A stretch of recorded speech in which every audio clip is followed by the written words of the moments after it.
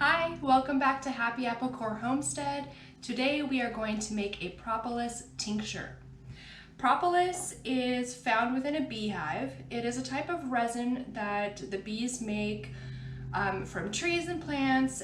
It's mixed in with wax and their enzymes. It's very cool. They use it to seal their hive. So I've harvested this propolis here from my beehives.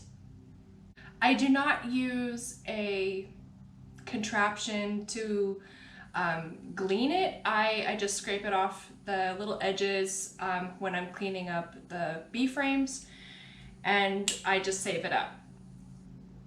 This is a couple of years worth, and now it's time to make a tincture. Many people will put this in the freezer to make it easier to work with.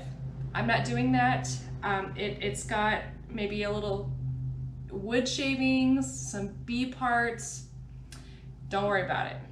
It's not a big deal because of the way we're going to make this tincture. Make sure you stay tuned until the end because I'm going to tell you what on earth a bee propolis tincture is good for, and I promise you will not want to miss this. All right, so the first step is I have a sanitized jar here. And we're going to put the propolis into this larger jar here.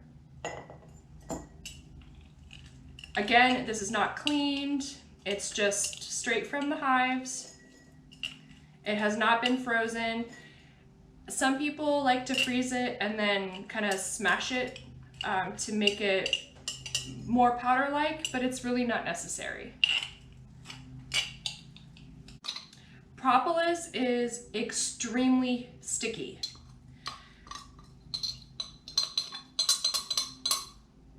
The reason people put it into the freezer is so that it's easier to work with. But I find that this works just fine.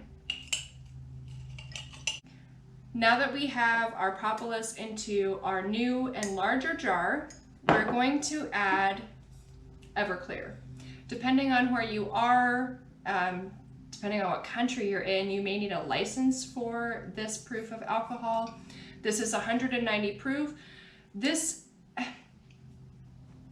Typically I use 100 proof vodka for my tinctures, but for resins and things like that, you want to use a higher proof. So 190 proof it is. This is not something you would want to chill out on your back deck and have a cocktail with. This is for medicinal use. We will not be watering it down.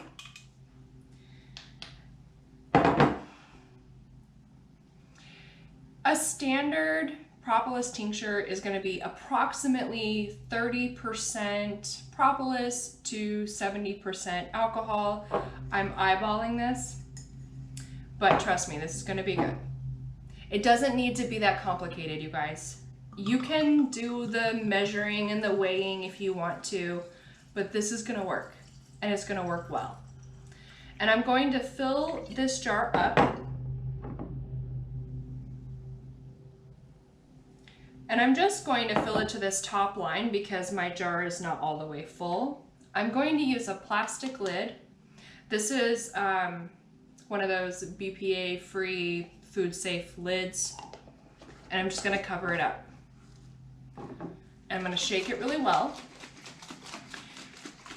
So you know how I told you I didn't clean the propolis? I mean, you can try if you want to, but I promise you it's not even going to be necessary. This alcohol is going to obliterate everything but the good properties of the propolis. And that's it. We're going to shake it. I'm going to stick this in a dark cabinet. I'm going to leave it there for 2 to 3 weeks, and I'm just going to shake it every day. And you can see it is already doing its magic. Now, I am not going to come back to you and actually show you the filtering and all of that, so I'm just going to tell you about it now. When the 3 weeks is up, you're going to want to filter this. I'm not going to show that in this video here, but you can check out one of my other tincture videos, which are very detailed in showing how to filter out your tincture and place them into an amber colored jar. You can also use the blue jars, but a dark colored jar is what you want, with a dropper on the top. I have a label here. It just has the date on it and what is in the jar. So there's propolis and Everclear, and I'm just gonna pop this on here. This will help me remember not only what's in the jar, but when it's time to filter it. Okay, let's talk about what on earth do you use a propolis tincture for? If you're not a beekeeper, you can get some propolis from your local beekeeper, or you can probably buy it from an apothecary near you. Please try to buy local if you can. All right, what do we use this for? I personally use it for eczema. Whenever my immune system is a little bit down, like when I had COVID, I had a reoccurrence of an eczema spot on my leg. And the propolis tincture is beautiful for that. You just put it on you just take your, once you have it filtered and in your jar, you just take a few drops, put it on a cotton ball and place it on your spot of eczema. And mine heals within 24 hours. This stuff is amazing. It is antiviral, antibacterial, antiseptic. It is also antioxidant, anti-parasitic, and anti-cancer. This stuff is amazing. You can use it for, their studies have been shown that it can be used for throat and mouth cancer. As far as the dosage, it varies wildly depending on what you're struggling with.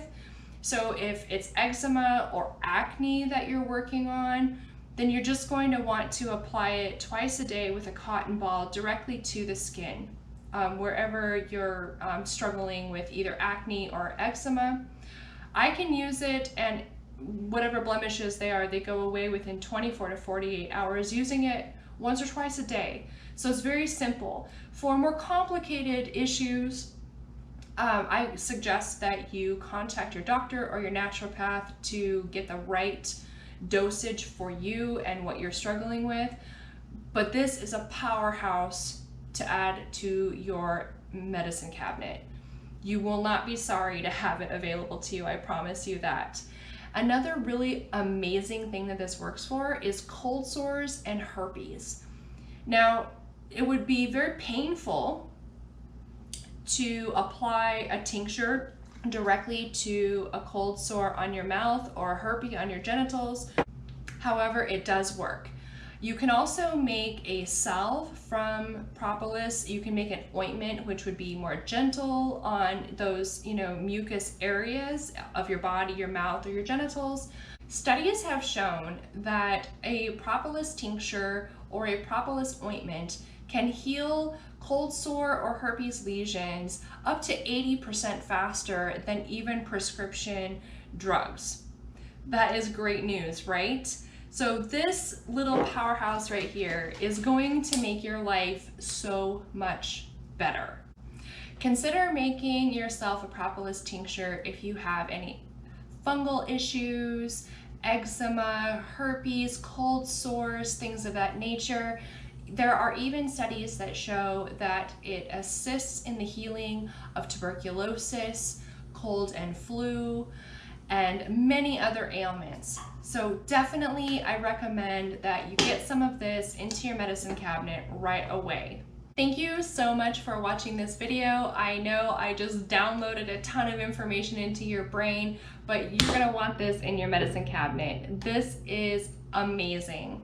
I want you to stay tuned for my next video because we're gonna go over ginger. Ginger is not just for nausea, you guys. There is a ton of health benefits, and we're gonna tackle that in the next video. So I'll see you soon. Thanks so much. Bye.